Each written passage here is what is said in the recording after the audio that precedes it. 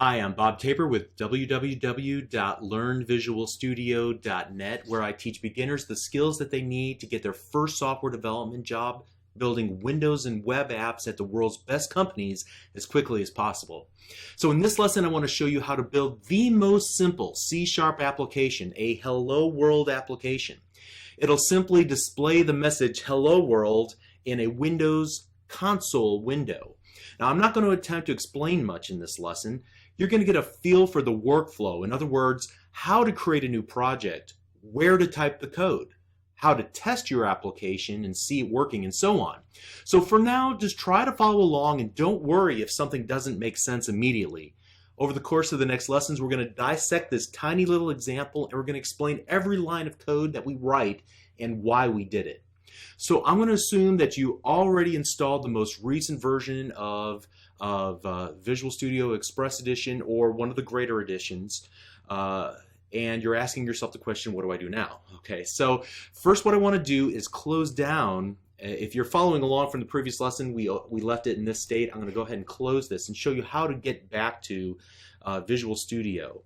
So what I want to do in Windows 8.1 is go to see all of my apps by name, and I'm going to find Visual Studio Express 2013 for desktop in the list of apps. I'm going to right click it and that'll bring up the little taskbar, and I'm going to select Pin to Taskbar. And so now whenever I return to the desktop, I can see that Visual Studio icon is in the taskbar for our convenience. And so if you want, you can remove this after the course, but it's just a nice quick convenient way to get back to it. All right, so let's go ahead and click the Visual Studio icon and we'll launch Visual Studio. And so in Visual Studio's file menu, I'm going to select New Project. And in the New Project dialog, I want to choose a project template to start with. So first of all, you want to make sure that you're working with the Visual C# templates, okay? I can't tell you how many times I've selected Visual Basic and I didn't mean to. And then we want to choose the console application in that center pane. And then I'm going to type the word, I'm going to remove the name that was there by default, and I'm going to type in hello, capital W in world, no spaces, capital H hello, capital W world, and then I'm going to click the OK button in the lower right hand corner. And then after a moment or so, you'll see that Visual Studio will create a new project based on the project template that you selected, the Windows Console application. Okay, so you're going to come to understand what a project template is and what it provides for you throughout the remainder of this course. For now, let's just keep moving forward, okay? So the dialog disappeared and we're loaded into the main pane of the IDE, the Integrated Development Environment. So I want to find this opening and closing set of curly braces underneath the word static void main, all right? And I want to type in the following code. And so I positioned my mouse cursor, as you saw, kind of somewhere in between, and then hit the enter key on my keyboard. I can do it a couple times just to make some space for myself where I'm going to begin to type. And then I'm going to begin typing the word console, all right? And notice when I do that, I get this little pop-up menu that pops up under where you're typing. So don't let that distract you for now. Later, this is going to become your best friend. But for now, just ignore it and continue focus on typing the following code between those two curly braces. So console.writeLine, and then I'm going to use double quotes, two double quotes, and type in the word hello space world between those two double quotes. And then I'm going to put a semicolon at the very end of the line. So console, capital C in console, dot, WriteLine, capital W, capital L, WriteLine, no spaces between those two words. An opening parenthesis, a double quote, the word hello world with a space in between, then another double quote, a closing parenthesis, and then a semicolon at the end, okay?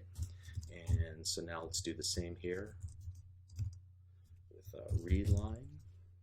All right, so again, capital C in console, period, read line, capital R, capital L, opening parenthesis, closing parenthesis, nothing in between, and then a semicolon at the end. Okay, so I want you to inspect the code to make sure it looks just like what you see here on my screen. Again, capitalization is important, as is the spaces or lack of spaces, the use of special characters like double quotes, parentheses, whether opening or closing parentheses, semicolons, and so forth. It has to be identical, okay? And so if you see any red squiggly lines underneath something that you typed, that is your cue that Visual Studio is giving you that you didn't type something correctly. So take a moment to carefully inspect your work before going forward. All right, so what we're going to do is click this little Save All button in the toolbar here at the top. And then I want to run the application. So I'm going to click this little Start button in the toolbar. It's next to that little green triangle button.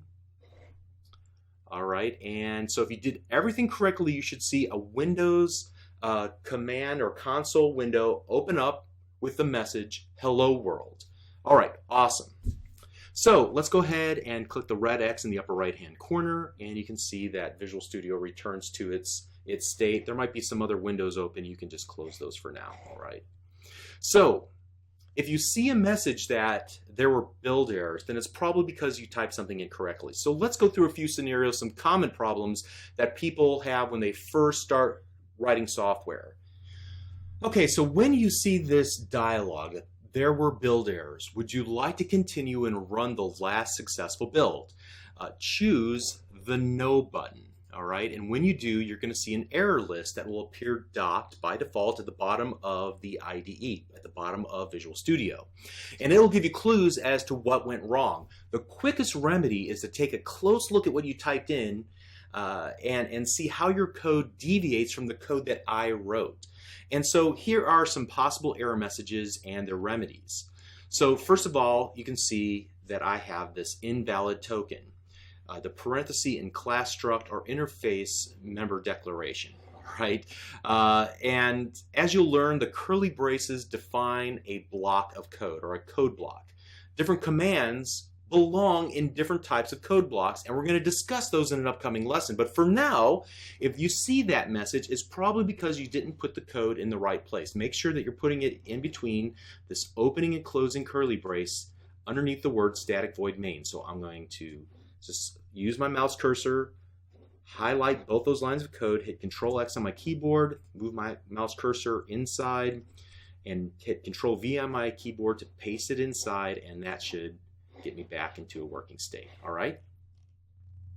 All right, so if you see the build errors dialog and the message is that there is a semicolon expected in lines 13 and 14, and so to fix this, all you need to do is just add a semicolon to the 2 lines of code that you wrote, like so. Just like a properly formed English sentence must finish with punctuation, C# code also has to conclude with a semicolon. You are missing that in 1 or 2 lines of code, and so by adding it back in, your application should run. Great. If you see the build errors dialog and you get the message that there was a parenthesis expected, invalid expression term, parenthesis, and then a semicolon expected, or something along those lines. Well, this is a little bit trickier to interpret from the error messages, admittedly. The words hello world must be surrounded in double quotation marks. Make sure that yours has double quotation marks around the 2 words hello and world, like you see here on my screen. The reason is because we want those 2 words to literally be written to the screen, and so we use the double quotation marks to denote that those words represent a string literal. We'll talk about strings and string literals later in these lessons. For now, just apply those double quotes around hello world and you should be good to go again. Great.